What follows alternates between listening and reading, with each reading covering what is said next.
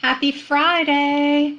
We're back for our Friday live check-in.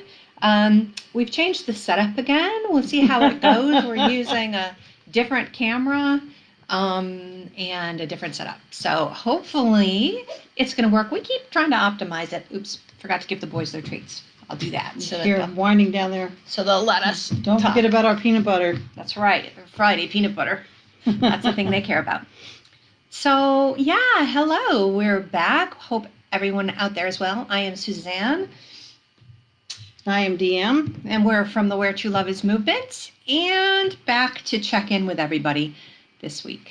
So, what are we going to talk about?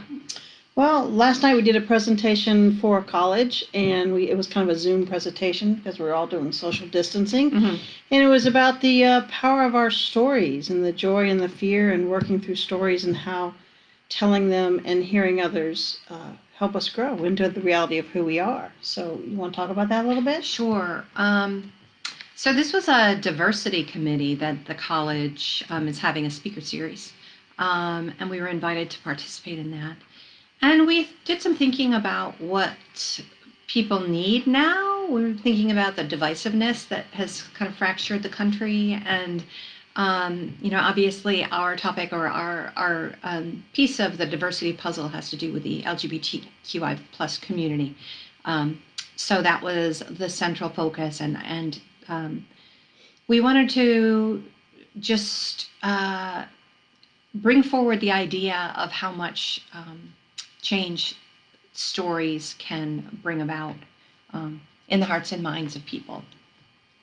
So we told our story and where the Where True Love Is movement came from, and all of you out there, and talked about how in hearing other people's stories, it can help you change your views on things, and in how telling your own story can help people broaden their understanding of others and things they may not understand. Yeah, I think when we talked about it and we were when we were preparing for it, reliving some of the stories that I've heard and that I've told, there were certain key ones that really popped up, for me, like Renee Manning, her story, when she did, it was kind of a one-person play or presentation in front of Welcoming Faiths that we were on the board for in Massachusetts. And it was a play where she presented herself and the evolution of her changing to be the transgender person she's a woman that she is. And just watching her do that really gave me a really big understanding and compassion for her journey and other people's journeys. So that taught me a lot. That was one that stood out for me. Did any that we talked about last night stand out for you? Yeah, but I want to talk about Renee's presentation a little bit more, because I think it was pivotal for both of us. It was it was profoundly moving. And I think it was kind of a pivotal shift in how I had understood or it had compassion for the trans experience. Not that everybody's experience is the same. Clearly it's not. But her vulnerability in talking us through what her journey had been really was, I think, one of the milestones in my own progression of understanding and caring and compassion and empathy, all that. As far as other stories, sorry, I'm blanking. Well, there was the 13-year-old stood out to me. While you're thinking of some, when we went, we spoke and we sat up on a panel for the LGBTQ community at Missouri Annual Conference for United Methodist Church. And we were in a room with about maybe 300 people. It was packed. And while we're on the panel, we had these questions that we were supposed to discuss. In the midst of the beginning of this, a young, very brave 13-year-old stood up and spoke of the story about her friend and how she could help her friend who had mentioned coming out or the possibility of coming out and was threatened to be beaten and kicked out of her house by her parents. And at that moment, I said, okay, we just have to stop everything and we have to pray for her and we have to talk about it. And it was really interesting to me to see the level of compassion and how everybody kind of leaned in to give advice and to give resources to this girl to help her friend. and just to hear that story and to feel that pain. I mean, it fuels my fire to reach people that are in pain. When I see that, it saddens me, but it also fuels my fire to stop it, the best we can. So her bravery inspired at least 300 people in that room. So that was very interesting to me, that she was telling a story of something that happened in her life to someone that she was involved with, and it affected all those people. Yeah, your stories that you've told us throughout the years have done so much in fueling, I know, the books that I write. When I've seen people's pain through sharing through Where True Love Is, and sharing on social media generally, it's really been the force that drives us to do what we do.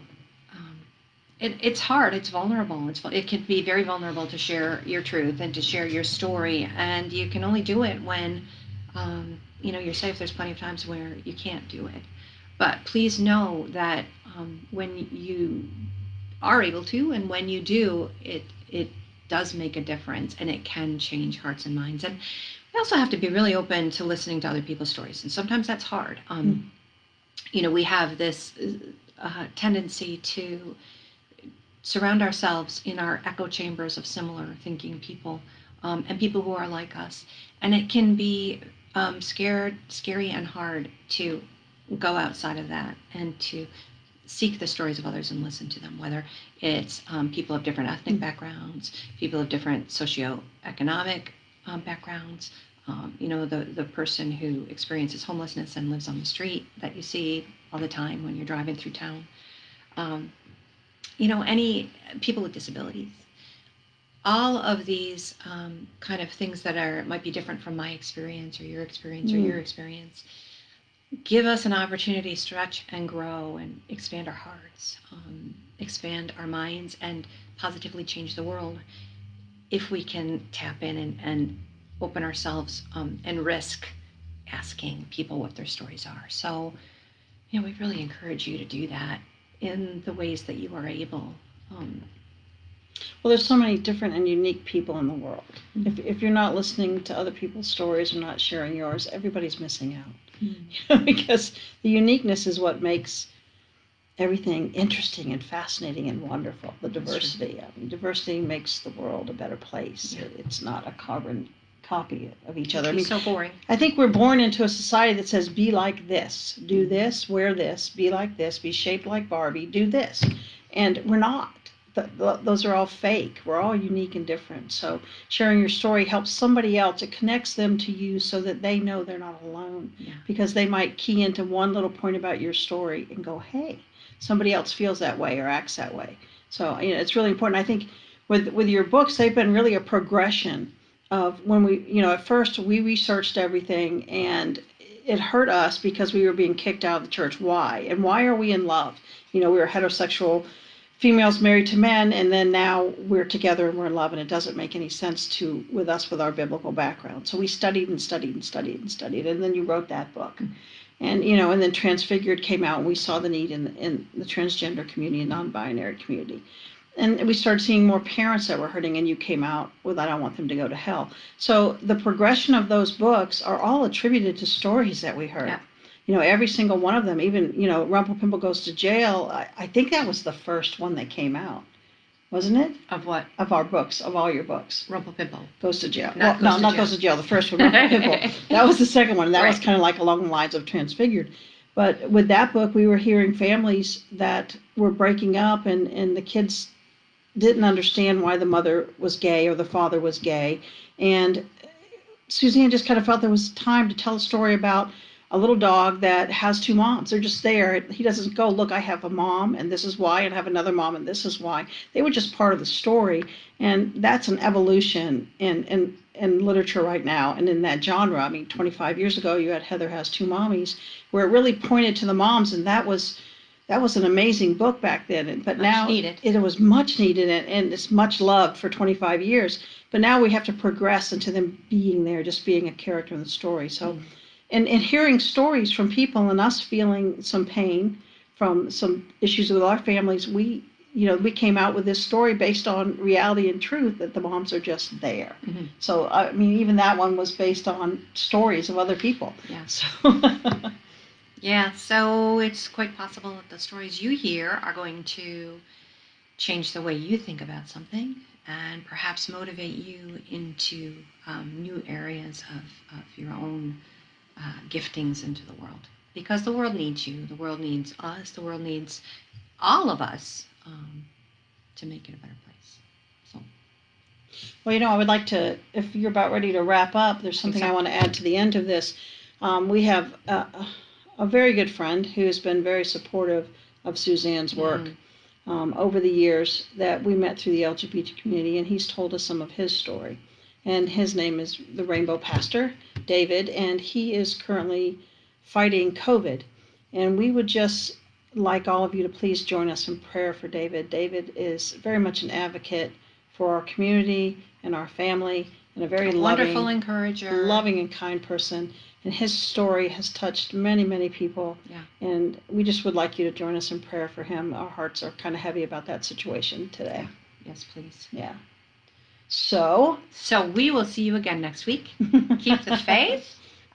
Tell your story. Seek out someone's story and ask them what's happened to them in life that's changed them and made them who they are today. Okay? Because the world needs you.